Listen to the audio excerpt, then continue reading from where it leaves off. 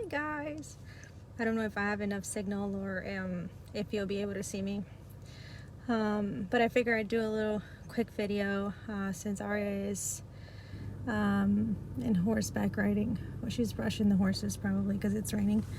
But I wanted to do a video because I've gotten a lot of private messages and people who have spoken with me and told me how cool it is of all the stuff that I do with Aria and I share, and it's so good and how cool it is.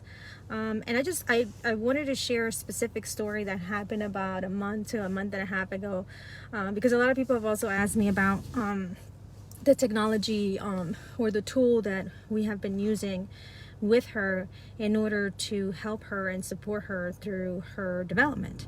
And I think that this story really encompasses what it does, what the technology does. So about a month, no, I'm gonna say like May, June, I noticed that Aria started to she started to not want to talk to people, where like if somebody would come up, like an adult would come up and say hello, she would just stand there and she would like not talk to them. She like pretend that they're not even there. So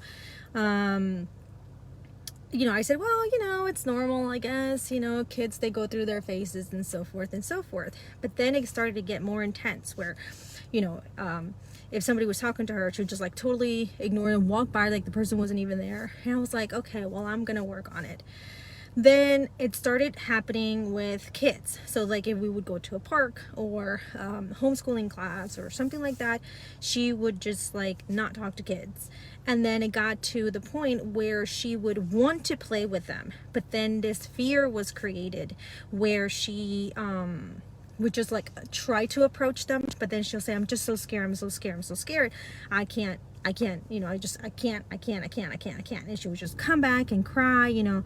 And one day, about a month and a half ago, we were at this garden, and there were two girls who were her age, and they were playing, and she wanted to play. I knew that she wanted to play, and she would go next to them, and she would just stand there, and it was like this fear and this resistance and everything of just going there to talk to them and just say, hey, do you want to play with me? Right? So for me, it's like, oh, well, that's so simple, right? You just go up to somebody. But for her, it was like this huge gap of from here I am, I want to play, to actually it coming out and saying it.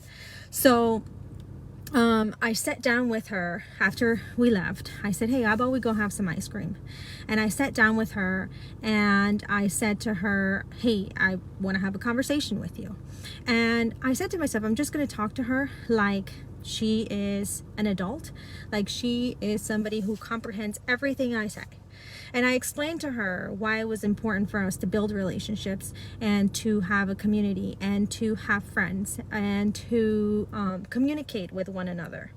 I explained to her then, and I broke down the process that she was going through, where she would think about doing something, about asking another child to play, and that it would sort of she would stay sort of like in her thoughts, and it wouldn't come out, and she wouldn't physically exercise what she was thinking.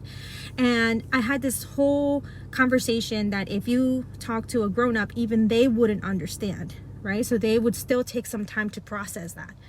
So I had this conversation with her. I had no expectation that she would actually understand anything I was saying, but I wanted to put it out there, sort of sound it out for her, so that, you know, I can slowly integrate and help her so that she can start talking to people, and especially, you know, kids, because so she can have friends. I had this conversation, let's say 1 o'clock. Then we left there. I had to go to a doctor's appointment, and I went in to see the doctor, and she was sitting outside where the front desk girl is. I mean, it was like, I don't know, 5 feet away from each other. So the girl from the front desk, she said to her, hey, what did you do today? And this is within an hour of us having that conversation, she said to the girl, well, I had a conversation today with my mom, and I have been having this fear of talking to people, and I realized that I've had some anxiety. Now, I never mentioned the word anxiety to her, and I didn't, the way she said it back wasn't the words that I said, meaning when I spoke with her, I broke it down, I gave her the context. When she was talking to this lady, she was explaining to her how she was feeling. And she was saying, you know, I have realized that I have some anxiety, and that I know that I have to get through it. And I know that I have to be able to communicate because it's what is best. And the lady was like, what? And so I'm listening to her saying all this. And then she said, you know, I want to have friends. I know it's important to build a community. She did say that, to build a community and to have friends. And so in my head, I'm saying, okay, well, good. At least she heard me. But is she just repeating what I'm saying? Meaning, did she just memorize what the conversation that we had, and then she's just spitting it right back out, right? So that night, I actually used the tool on myself, and I investigated within myself what are some of the things that I'm afraid of maybe talking to people, approaching people, some things that she may be picking up from myself, because she spends 24/7 with me, except when she's sleeping. And I worked on it within myself. The next day, we came here to her horseback riding lesson, and she got out of the car and she saw a friend of hers that she always plays with, today, but back then she didn't. So she saw this girl and she's like, oh, there's somebody I can play with. And as she's getting out of the car, she says, I'm scared.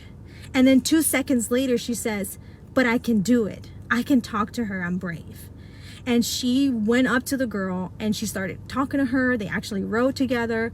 And then after that, we went to the park, and there was another child that was around her age.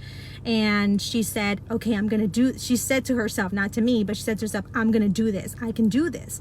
And she went up to the girl and she said, hi, my name is Arya. Would you like to play with me? Now, this is from the day before at 1 p.m. me having this conversation with a 3-year-old, to the next day, she's physically integrated and she's physically doing and what we talked about.